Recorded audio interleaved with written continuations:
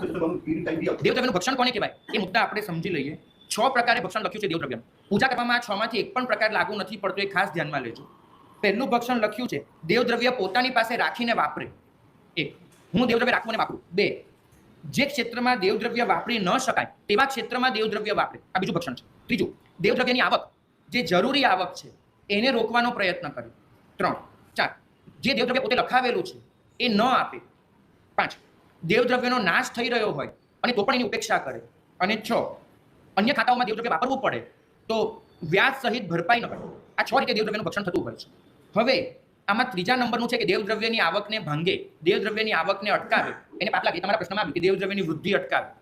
આના માટે હજુ એક ગ્રંથનું નામ લખજો, સંવેગ રંગશાળા. બરાબર.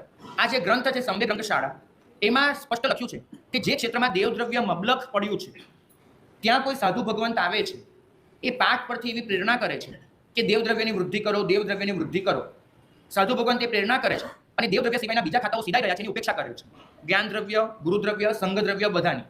કારણ કે સાધુ ભગવંતના મનમાં એક જ વસ્તુ છે કે દેવદ્રવ્યમાં જેટલો લાભ છે એટલો બીજામાં નથી.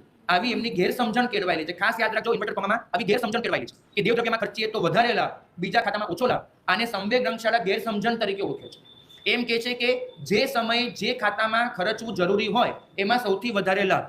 એટલે આવી ગેરસમજણનો ભોગ બનેલા સાધુ એ પાઠ પરથી દેવદ્રવ્યની પ્રરૂપણા કરે છે, શ્રી સંઘ એને વધાવે છે અને દેવદ્રવ્યની ખૂબ ઉન્નતિ કરે છે, વૃદ્ધિ કરે છે. મબલખ દેવદ્રવ્ય પહેલેથી હોવા છતાં તો એ સાધુ જે પ્રેરણા કરનાર છે અને જે શ્રાવક લખાવનાર છે બંને દુર્ગતિના ભાગી બને છે એવું સ્પષ્ટપણે લખેલું છે.